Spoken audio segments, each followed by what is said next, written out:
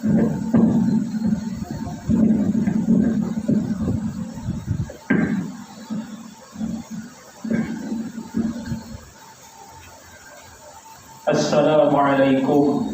warahmatullahi wabarakatuh.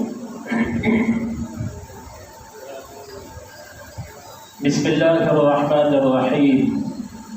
Alhamdulillahi rabbil alamin. Nahmaduhu wa nasta'inuhu wa nastahdihi wa nastaghfiruh. Wa na'udzu billahi min shururi anfusina ومن سيئات أعمالنا من يهده الله فلا مضل له ومن يضلل فلا هادي له أشهد أن لا إله إلا الله وأشهد أن محمدا عبده ورسوله سبحانك لا علم لنا إلا ما علمتنا إنك أنت العليم الحكيم قال رب اشرح لي صدري ويسر لي أمري واحلل عقدة من لساني يفقهوا قولي. فقد قال الله تعالى في القرآن الكريم بعد أعوذ بالله من الشيطان الرجيم لقد جاءكم رسول من أنفسكم عزيز عليه ما أنتم حريص عليكم بالمؤمنين رؤوف رحيم فإن تولوا فقل حسبي الله لا إله إلا هو عليه توكلت وهو رب العرش العظيم صدق الله العظيم. Al-Fadhil Tuan Imam, Tuan Bilal, ahli-ahli jawatan kuasa masjid, pimpinan-pimpinan setempat, tuan-tuan haji, puan-puan hajah, tuan-tuan, puan-puan, hadirin hadirat, muslimin muslimat yang dirahmati Allah sekalian. Alhamdulillah, pertamanya marilah sama-sama kita merapakkan syukur atas limpah rahmat Allah Subhanahu wa taala, atas nikmat iman dan Islam, atas nikmat kesehatan dan nikmat waktu lapang yang Allah Subhanahu wa taala telah limpah kurniakan kepada kita. Moga dengan nikmat-nikmat tersebut mampu untuk kita manfaatkan bagi kita beribadah kepada Allah Subhanahu wa taala. Sidang jamaah yang dirahmati Allah sekalian, insya-Allah pada malam ini kita teruskan perbahasan dan perkongsian kita di dalam kitab Asy-Syama'ilul Muhammadiyah wal Khasailul Mustafawiyah karangan Al-Imam At-Tirmizi rahimahullah yang meninggal pada tahun 279 Hijrah, dan alhamdulillah telah kita sampai ke hadis yang ke-344 daripada 417 buah hadis yang membahaskan akan kesempurnaan baginda Nabi kita Muhammad sallallahu alaihi wasallam. Moga usaha kita ini adalah salah satu tariqah jalan untuk kita meletakkan perasaan kasih sayang dan cinta kita kepada Nabi Muhammad sallallahu alaihi wasallam. Telah kita bicarakan beberapa kali akan hadis Nabi Muhammad sallallahu alaihi wasallam, man ahabbani kana ma'ya fil jannah. Barang siapa yang mengasihi aku, barang siapa yang mencintai aku, kana ma'ya fil jannah, keadaannya nanti ma'ya bersama denganku, yang ini bersama dengan Nabi Muhammad sallallahu alaihi wasallam, fil jannah, di dalam syurga Allah Subhanahu wa taala. Yang kita telah ma'ruf bahawa syurga itu kalau seseorang telah berjaya memasukinya, khalidina fiha abada, dia akan kekal di dalamnya buat selama-lamanya. Maka sidang jamaah yang dirahmati Allah sekalian, tak kenal maka tak cinta. Maka sedikit sebanyak apa yang kita bahaskan di dalam kitab Asy-Syama'il Muhammadiyah ini, dalam kita memahami secara mendalam kesempurnaan baginda Nabi Muhammad sallallahu alaihi wasallam, untuk kita mengenali Nabi kita Muhammad sallallahu alaihi wasallam secara tidak langsung akan subur perasaan kasih sayang dan cinta kita kepada beliau. Maka sidang jamaah pada hadis yang ke-345 dalam bab membahaskan akan akhlak Nabi kita Muhammad sallallahu alaihi wasallam. Bagaimana akhlak merupakan salah satu metod dakwah Nabi sallallahu alaihi wasallam.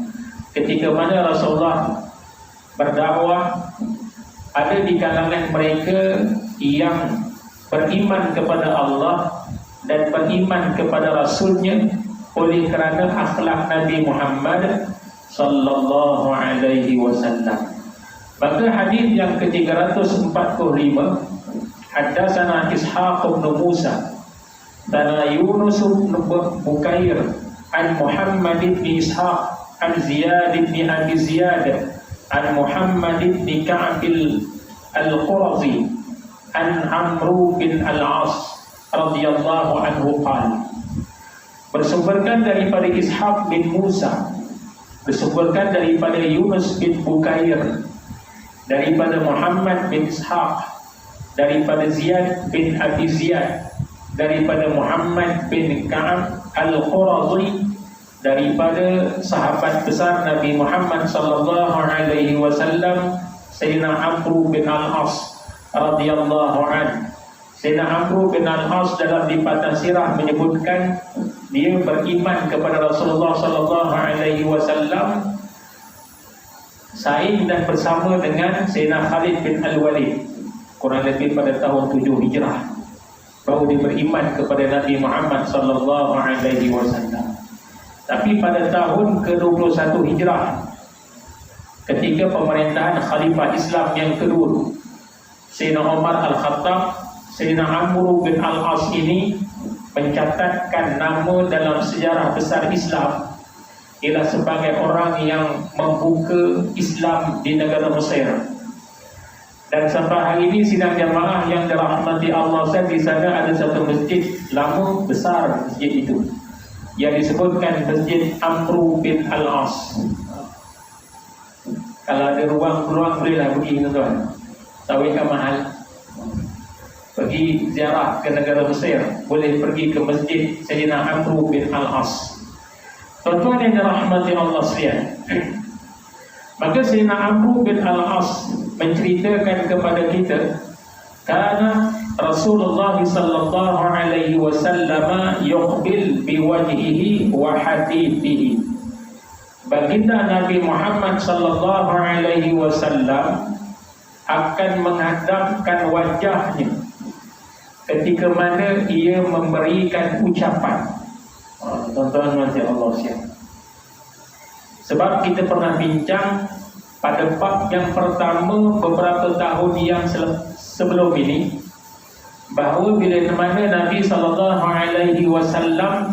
mendapat sapaan daripada seseorang, maka Nabi SAW akan memusingkan dadanya sekali.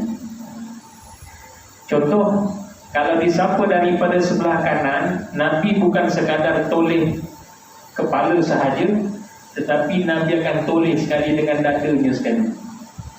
Jadi tuan-tuan nanti Allah, itu satu sunnah Nabi SAW. Jadi kalau orang panggil kita sebelah kanan, kita toleh dia, ada apa? Begitu tuan-tuan nanti Allah. Maknanya bagaimana perhatian yang kita beri kepada seseorang itu. Anak kita panggil ke rumah, mak, buat tak tahu ya, aja. Tapi mak, anak kita sebelah kanan, dia ada apa nak? Rasa dihargai. Itu sunnah Nabi SAW. Dan baginda Nabi SAW tidak melihat bagaimana kedudukan seseorang itu. Yang penting dia itu hamba Allah. Bila disapa, dia panggil Nabi SAW, Nabi akan memberikan tumpuan kepadanya. Dan disebutkan oleh Sayyidina Amr bin al-As, hadithihi ala asyarril qawmi yata'allaquhum bidzalik.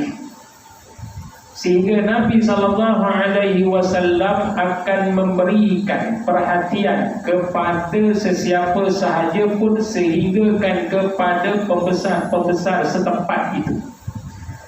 Jadi tuan-tuan dan rahmati Allah, bahkan Nabi membesarkan mereka dan memberikan penghormatan yang menghiburkan hati mereka. Itulah baginda Nabi SAW. Sebab bangsa Arab ini tuan-tuan yang dirahmati Allah sekalian, mereka terkenal dengan asabiyatul qabaliyah, yaitu sikap berpuak-puak berdasarkan kepada kabilah. Itulah keras tunjang masyarakat Arab jahiliyah oleh kerana mempertahankan puak sendiri, kabilah sendiri, sehingga sanggup berperang dan berbunuh-bunuhan. Tuan-tuan yang dirahmati Allah sekalian, sebab bila sampai kepada bulan-bulan haram, maka mereka akan berhenti perang. Tuan-tuan, 3 bulan berturut kata Nabi SAW, iaitu bulan Zulkaidah, bulan Zulhijjah, bulan Muharram, dan 1 bulan disebutkan oleh Rasulullah SAW Rajab Mudar, iaitu di antara Jamadil Akhir dan Sya'ban, iaitu bulan Rajab. Yang kita sekarang sedang hidup ini, tuan-tuan yang dirahmati Allah sekalian. Mengapa Nabi SAW menyebutkan Rajab Mudar? Maka Mudar itu merupakan satu kabilah Arab yang dia sangat menjaga dan sangat prihatin tentang disiplin bulan haram itu. Bila sampai juga Rajab, dia akan berhenti perang. Maka kita pula orang Melayu fikir, senang ke tak berhenti perang? Hari ini tengah perang, besok 1 Rajab berhenti perang, agak-agak boleh ke? Jangan tengok kita tuan-tuan, bangsa Melayu memang macam tu. Dia punya dendam 7 keturunan tak habis. Tapi bangsa Arab ini tuan-tuan dan dirahmati Allah sekalian, dia menghormati bulan haram itu. Masuk ke 1 Rajab, berhenti perang. Dalam catatan Al-Muqaddimah fi Ta'rif Rajab, menceritakan amalan orang-orang jahiliyah bila masuk bulan Rajab, dia akan sembelih anak unta. 1 Rajab sembelih anak unta, makan. Semalam perang ni, bergaduh, tapi hari ini makan sama-sama. Dan hari ini tuan-tuan yang dirahmati Allah sekalian, masih subur di kalangan bangsa Arab. Bila berlaku perkelahian antara kedua belah pihak, kita boleh nampak bila musim as-saif, musim panas. Ni bulan 4, bulan 2 kan. Bulan 3, bulan 4, bulan 7 di musim panas, bergaduh, berkelahi antara dua belah pihak sampailah ke dahi, lagi hidung, tinggal duduk bagi sahur ni. Nanti datang pihak yang ketiga, dia kata apa? Sallu ala Nabi, sallu ala Nabi, sallu ala Nabi. Selawatlah kepada Rasulullah, selawatlah kepada Nabi, selawatlah kepada Nabi. Dia selawat Allahumma salli ala Muhammad, Allahumma salli ala Muhammad. Baik, tak jadi perang, tak jadi gaduh. Kejap lagi boleh duduk semeja minum air teh. Tuan-tuan untuk Allah, paling yang kita nampak. Tapi itulah bi'atul Arabiyah, budaya Arab yang berada pada zaman jahiliyah sampai hari ini ada. Oleh kerana apa tuan-tuan? Oleh kerana asabiyatul qabaliyah. Rasulullah SAW membuang dasar sifat itu. Tetapi bila mana kerajaan Islam Osmaniyah Turki tumbang, maka bagaimana pihak barat yang dipelopori oleh al-Yahud dan Nasara, mereka telah menghidupkan kembali semangat berpuak-puak berkabilah itu. Sampai ke hari ini tuan-tuan diperbataskan dengan nama-nama negara: Arab Saudi, Iran, Iraq, Kuwait, Bahrain, Mesir, Lebanon, Syria. Tuan-tuan nanti Allah sekalian, apa yang berlaku? Ketidakamanan yang berlaku sampai ke hari ini di ruang legal Timur Tengah itu. Oleh kerana apa tuan-tuan? Asabiyatul qabaliyah. Tiap-tiap tahun mereka duduk meja bulat bincang pasal isu Palestin. Tapi tak habis juga tuan-tuan. Sebab apa? Tidak ada kesatuan. Masing-masing berpegang kepada dustur asas kabilah masing-masing. Jadi tuan-tuan dan rahmati Allah sekalian, baginda Nabi SAW akan meraihkan pimpinan kabilah. Bahkan Nabi SAW menunjukkan kebersamaannya bersama kabilah itu, maka diberikan penghormatan kepada kabilah itu. Antaranya dengan disebutkan dalam siri-siri ucapan baginda Nabi Muhammad SAW. Paling mudah nak faham tuan-tuan macam kita lah sekarang. Bila kita majlis, kan? Wa bagi assalamualaikum warahmatullahi wabarakatuh. Kan? Yang berbahagia tokoh-tokoh kampung, yang berbahagia, yang berhormat, yang dikasihi, yang diraikan, tuan-tuan, puan-puan, hadirin hadirat yang dirahmati Allah sekalian. Itu ceritanya tuan-tuan nanti Allah yang diraikan. Kita orang luar datang ke satu tempat, maka kita raikan. Macam saya datang ke masjid tuan-tuan, saya orang luar, saya datang ke masjid tuan-tuan, saya raikan imam, bilal, pengurusi, ahli tuan kuasa, barisan kepimpinan setempat. Minta maaf kalau ada penggali kubur saya tak sebut sekali tuan-tuan nanti Allah sekalian. Kalau ada nama kita sebutkan sekali. Dia berdasarkan kepada apa? Rasulullah SAW lakukan hal itu. Diberikan yang disebutkan dengan Nabi memberikan satu kedudukan istimewa kepada pimpinan setempat itu dalam keadaan kebersamaan Rasulullah SAW dengan mereka. Sedangkan kalau ikutkan Nabi ini dah Rasulullah khalifah, iaitu sebagai ketua negara Islam ketika itu. Tak payahlah sekadar nak sebut pemimpin kabilah itu, tetapi Rasulullah SAW menunjukkan siri teladan yang terbaik kepada kita. Membawa maksud bila mana kita pergi ke satu-satu tempat, maka kita railah pemimpin yang berada di situ. Sebab apa tuan-tuan? Sayyidul qaum khadimuhum, kata Nabi SAW. Pemimpin bagi satu-satu kaum itu tuan-tuan, dia merupakan khadam kepada kaum dia. Itu sabda Nabi SAW. Kita tuan-tuan sebagai penduduk kampung balik itu tuan-tuan. Tokoh-tokoh kampung tak senang hati tuan-tuan. Dengar malam tadi ada 5 biji bom rumah kena pecah rumah. Tak senang duduk dia tuan-tuan, mikir rumah siapa pula malam ni nak jaga keselamatan kampung. Kita orang kampung tak kisah apa tuan-tuan, balik tidur. Sayyidul qaumi khadimuhum. Pemimpin kepada satu kaum itu, kata Nabi, dia merupakan khadam kepada kaumnya. Jadi bertambahlah bagi mereka yang ada terlibat dalam ahli jawatan kuasa kepimpinan. Jadi tuan-tuan yang dirahmati Allah sekalian, Sayyidina Amr bin Al-As menyatakan, "Fakana yuqbilu biwajhihi wa habibihi alayya." Satu ketika Rasulullah SAW, ketika itu Sayyidina Amr bin Al-As berada benar dengan Nabi SAW, dan dia berbicara dengan Rasulullah, dan ketika itu Rasulullah menghadapkan wajahnya kepada sahabatnya ini.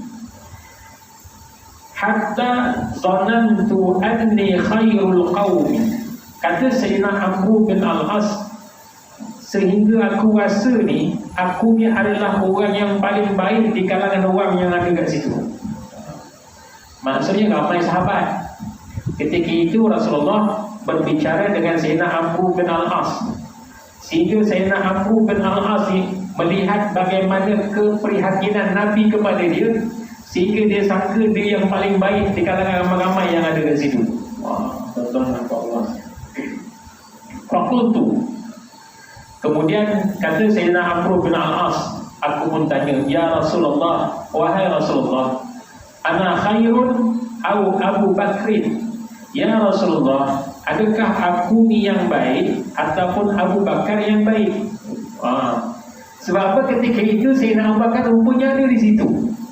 Maka kata Nabi SAW, Abu Bakrin. Nabi jawab, Abu Bakar lebih baik daripada engkau. Fakultu, Sayyidina Amr bin Al-As tanya lagi kepada Rasulullah, ya Rasulullah, ana khairun am Umar?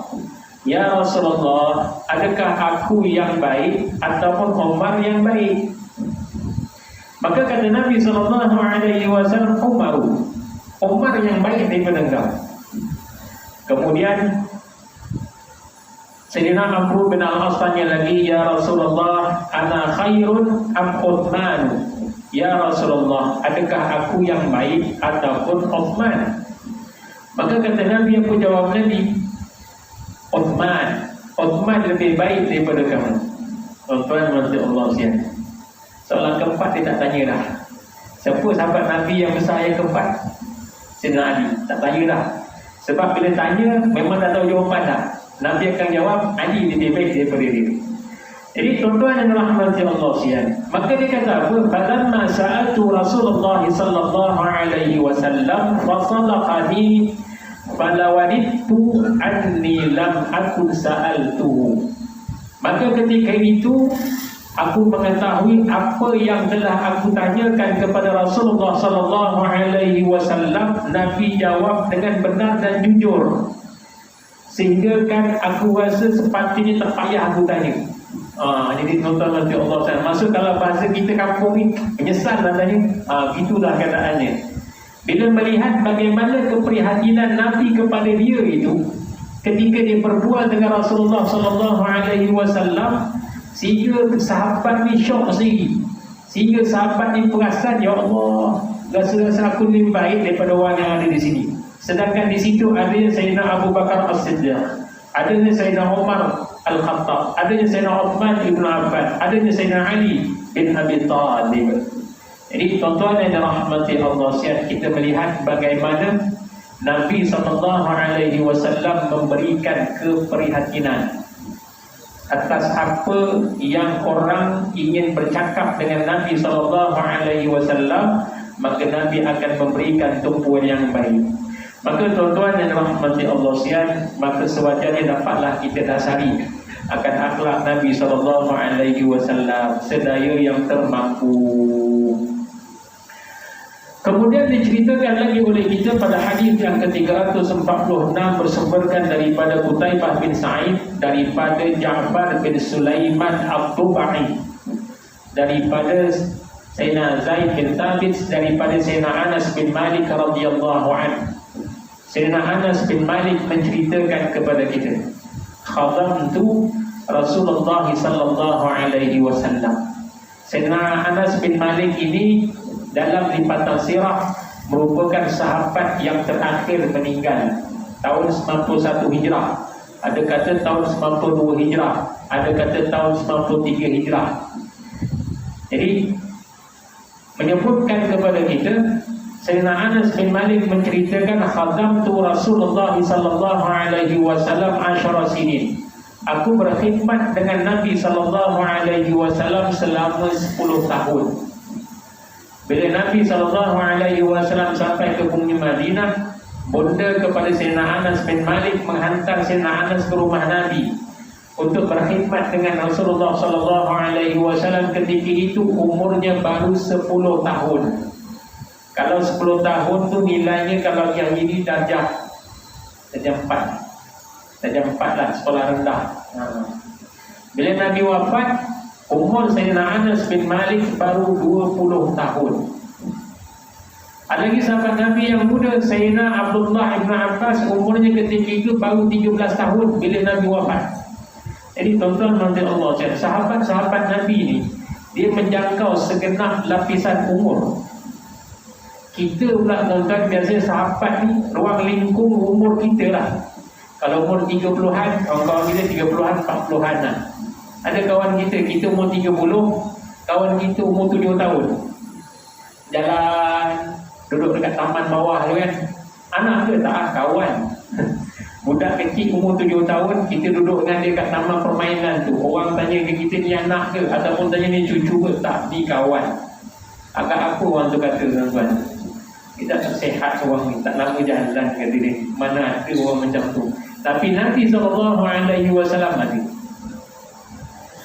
paling tua ada dan paling muda ada. Sidang jemaah yang dirahmati Allah sekalian. Antara inilah Sayyidina Anas bin Malik. Maka Sayyidina Anas cerita kepada kita, aku duduk dengan Nabi, aku berkhidmat dengan Nabi SAW 10 tahun. Fama qala li uffin qattu. Rasulullah SAW tidak pernah sekali menyebut perkataan Kalau kita itu maksud. Apa maksud ini? Kalimatut tabarram wa malal, yaitu perkataan yang menunjukkan bosan, jemu dan gelisah kepada seseorang itu. Baginda Nabi SAW tidak pernah sekali pun tanya, tidak pernah sekali pun sebut perkataan itu kepada pembantunya Sayyidina Anas bin Malik. Wa ma qala li syai'in sana'tuhu. Dan baginda Nabi SAW tidak pernah tanya kenapa engkau buat macam ini. Nabi tak pernah tanya. Azan. Azan itu bukan sama sikit lagi, insyaAllah.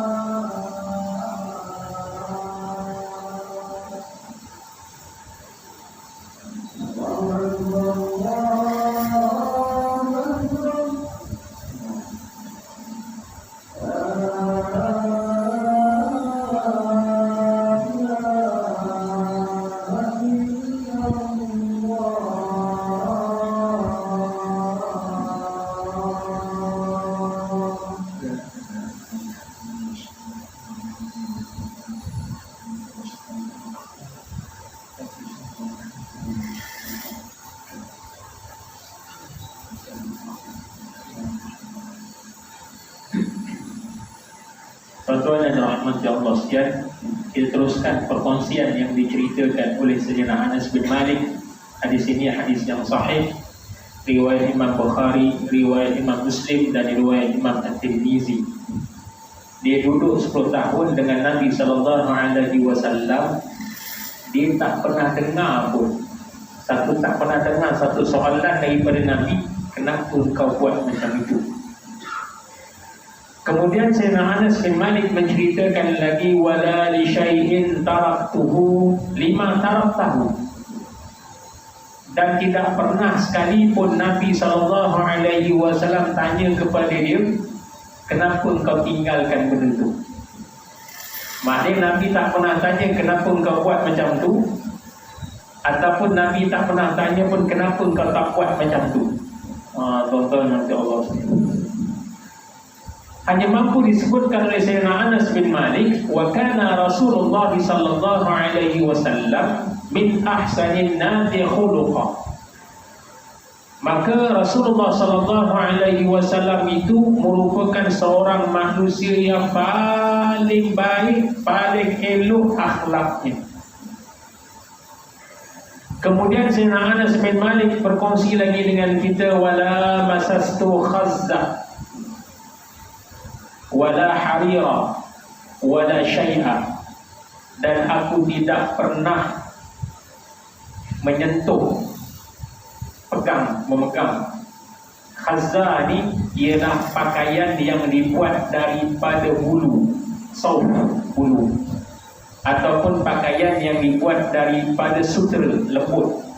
Maksudnya Sayyidina Anas bin Malik tak pernah pegang pakaian yang sangat lembut, wala harira, dan aku tak pernah pegang lembutnya pakaian sutera itu, wala syai'a, dan sesuatu yang sangat lembut, karena alyana min kaffi Rasulullah sallallahu alaihi wasallam.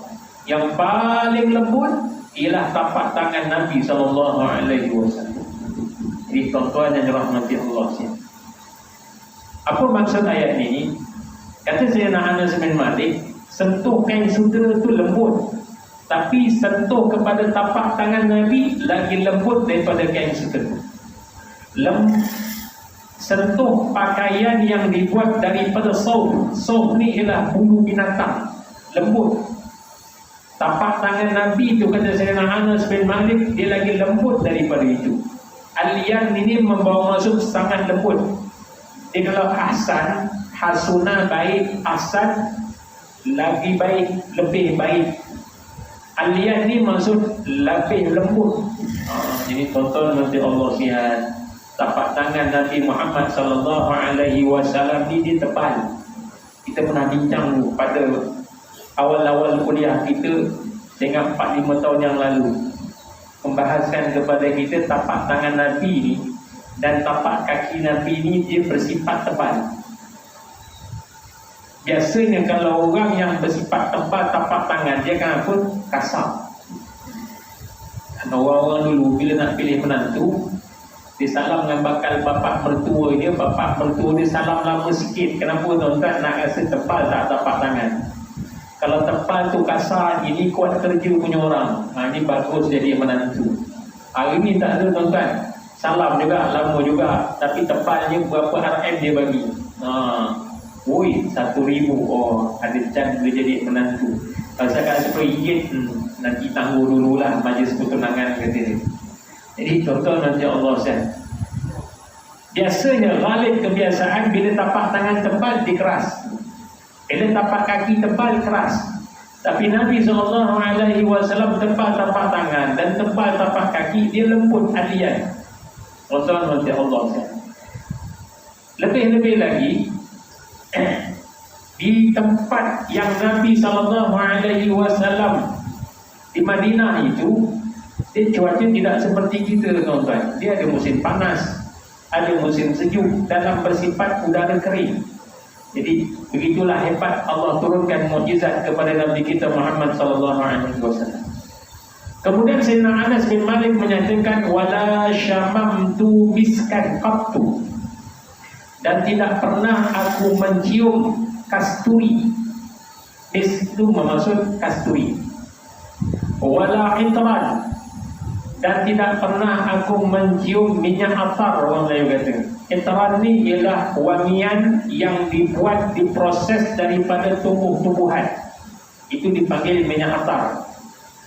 Daripada sumber lain dipanggil misk, iaitu kasturi. Maka kata Sayyidina Anas bin Malik, kana atyaba min araqi Rasulullah sallallahu alaihi wasallam, lagi wangi peluhnya Nabi Muhammad sallallahu alaihi wasallam. Tuan-tuan Allah sekalian, peluh kita sendiri jawab tuan-tuan. Nabi sallallahu alaihi wasallam peluhnya itu lebih wangi daripada bauan kasturi dan lebih wangi daripada bauan minyak atar. Itulah peluh baginda Nabi Muhammad sallallahu alaihi wasallam. Tuan-tuan yang dirahmati Allah sekalian, sebab dalam sunnah memakai minyak atar ni tuan-tuan, kita biasa pakai minyak atar ni ataupun minyak kasturi ni, kita lumur kat mana tuan-tuan? Kita lumur kat baju. Pasal nak, kalau jemaah lelaki lah, lepas tu lumur kat baju kan, lumur baju. Bila buka baju, hilanglah warna bau tu tuan-tuan. Tengok cerita Sayyidatina Aisyah radhiyallahu ta'ala anha menceritakan apa yang berlaku pada 10 Zulhijjah, iaitu pada hari Aidul Adha tahun itu. Baginda Nabi SAW memakai minyak atar dalam keadaan yang agak banyak, sehingga kata Sayyidina Aisyah radhiyallahu ta'ala anha, Nabi minta kepada aku untuk sapukan pada tempat-tempat anggota badan Nabi yang tak sampai nak disapu. Membawa maksud Nabi pakai minyak atar pada anggota badan. Jadi tuan-tuan, jadi kalau kita pakai pada anggota badan, melekatlah pada pakaian. Tapi kalau kita pakai kat luar ni tuan-tuan, buka baju, pakaiannya wangi, badannya entah ke mana. Jadi tak kisahlah, terpulanglah nak pakai dekat kat badan ke atau dekat luar, tak jadi masalah. Itu terpulang pada masing-masing. Tetapi memakai kasturi, memakai minyak atar, ia merupakan sunnah baginda Nabi Muhammad sallallahu alaihi wasallam. Tinggal lagi bezanya kita dengan Rasulullah. Rasulullah sallallahu alaihi wasallam al-iraq, iaitu peluhnya Nabi sallallahu alaihi wasallam berbau harum. Dan Nabi SAW kongsi dengan kita, umatnya yang tersayang ini, bahawa sesungguhnya nanti bila mana kita, insyaAllah amin, ditempatkan ke dalam syurga Allah Subhanahu wa ta'ala, maka kita akan mendapat nikmat itu. Peluh kita berbau wangi dan harum. Sebab apa tuan-tuan yang dirahmati Allah, di syurga Allah tiada perkara yang buruk dan tiada perkara yang keji. Buang air besar, buang air kecil ni ialah perkara yang buruk dan keji. Tetapi dia merupakan nikmat kurniaan Allah Subhanahu wa ta'ala. Sebab Allah nak buangkan daripada jasad kita dua benda. Pertama, al-aqzar. Al-aqzar itu ialah benda-benda kotor dalam badan kita. Yang kedua disebut al-amrad, iaitu penyakit-penyakit yang sekejap-sekejap. Dia ada satu sakit lagi namanya al-asqam. Al-asqam ni penyakit yang lama. Siapa antara kita yang ada sakit dah lama dah bertahun sakit, tu namanya al-asqam. Biasanya minta maaf cakap pula kencing manis, darah tinggi, lemah jantung, itu termasuk dalam penyakit al-asqam. Kalau sekadar bisul, jerawat kat dahi, itu dipanggil al-amrad, 2-3 hari hilang. Ada tak orang kena sakit kencing manis sehari baik? Hari ni cek, kamu kena kencing manis ni, kata doktor 2 hari baik dah. Cek lagi dah tak ada sakit pun, hebat tuan. Sebab penyakit itu biasanya dia berlarutan masa yang panjang, dipanggil al-asqam. Jadi kita buang air besar, buang air kecil ni, Allah nak buang dua je. Pertama, al-aqdar, benda-benda kotor. Yang kedua, al-amrad, sakit yang sekejap-sekejap. Al-asqam ni tuan-tuan, apa pula? Al-asqam inilah yang mungkin nanti sebab yang membawa penyebab kita kembali kepada Allah Subhanahu wa ta'ala. Jadi kalau ada siapa yang ada sakit al-asqam tu, bertabahlah. Maknanya Allah dah bagi ingatan kepada kita. Tuan-tuan yang dirahmati Allah sekalian, di syurga Allah tiada benda kotor, tiada benda keji. Di dunia ini Bila mana kita makan, Allah nak buangkan penyakit, nak buangkan benda kotor dengan kita buang air besar dan buang air kecil. Maka di syurga Allah tiada lagi kita buang air besar dan tiada lagi kita buang air kecil. Maka Nabi khabarkan dalam beberapa buah hadis yang membawa mafhum, dalam keadaan apa pun yang kita makan, maka dalam keadaan itu ianya akan mengeluarkan peluh, dan peluh kita itu berbau harum. Jadi tuan-tuan yang dirahmati Allah sekalian, moga kita dapat masuk ke syurga Allah Subhanahu wa taala, puncak kenikmatan. Tuan-tuan haji, tuan-tuan ajar, tuan-tuan sidang jemaah duduk bawa kipas di seronok tuan-tuan. Sedap kena kipas. Dalai, beka, apa benda lah ustaz cerita kat depan tu, tak apa-apa je, mau hidup. Lena aku kat belakang. Itu baru satu nikmat. Baru satu nikmat atas satu rahmat. Ada lagi 99 rahmat dan 99 nikmat itu Allah simpan kat mana tuan-tuan? Tu di syurga Allah Subhanahu wa ta'ala. Satu nikmat ini pun tuan-tuan yang kita hidup atas muka bumi Allah ni, rasa-rasanya kalau malaikat datang malari, dah sampai masa kau ni, tidak lagi kau kena mati, bagi peluang nak hidup lagi ke nak mati? Kalau tanya saya, nanti dululah. Banyak lagi belum settle hutang, belum selesai. Banyak lagi ni yang belum settle lagi ni, minta tangguh tuan-tuan. Banyak lagi nikmat Allah yang belum dapat kita rasai lagi. Tapi bila sampai ketetapan itu, kita dah tak boleh lah. La yastakhiruna sa'atan wa la yastaqdimun. Tak boleh cepat, tak boleh lambat. Terimalah ketetapan qada. Bila mati je confirm, pengumuman masjid, takdir telah sampai kepada kita, tuan-tuan yang dirahmati Allah sekalian. Maka dalam keadaan ini kita melihat bahawa Nabi SAW ini dalam keadaan sesuatu yang sangat indah, yang dikongsikan oleh sahabat-sahabatnya untuk menjadi tatapan umat akhir zaman ini, bagi untuk kita menyuburkan perasaan kasih sayang dan cinta kita kepada baginda Nabi Muhammad sallallahu alaihi wasallam. Bagi mereka yang telah sampai ke Madinatul Munawwarah, alhamdulillah dapat menziarahi makam Nabi Muhammad sallallahu alaihi wasallam.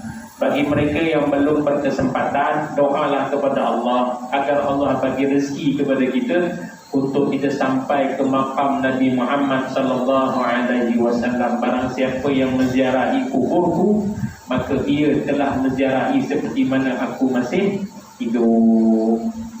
Sebab itu tuan-tuan dan rahmati Allah, saya rebut peluang ini atas satu nikmat kehidupan yang Allah bagi kepada kita. Sebab nikmat itu akan berakhir pada satu hari yang telah ditetapkan oleh Allah Subhanahu wa ta'ala.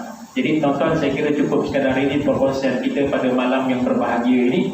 Dan insyaAllah pada akan datang kita bicarakan lagi akan perbahasan tentang akhlak-akhlak Nabi Muhammad sallallahu alaihi wasallam yang dikongsikan oleh sahabat-sahabat radhiyallahu alaihim ajma'in untuk tatapan umat akhir zaman ini insya-Allah.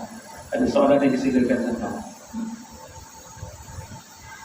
A'udzu billahi minasyaitonir rajim. Bismillahirrahmanirrahim. Allahumma ya mu'allimal Ibrahim al-hikmata 'allimna wa ya mufahhima Sulaiman fahimna fafahamnaha Sulaiman wa kullan atayna hukma wa ilma wa sakharna ma'a Daud al-jibali sabbahna wa tayra wa kunna fa'ilin ya Rabb Muhammadin sallallahu alaihi wasallam akhrijna min zulumatil wahmi wal jahli wal nisyan bi rahmatika ya arhamar rahimin. Wa sallallahu ala sayyidina Muhammad wa ala alihi wa sahbihi wa baraka wa sallam walhamdulillahi rabbil alamin. Assalamu alaikum warahmatullahi wabarakatuh.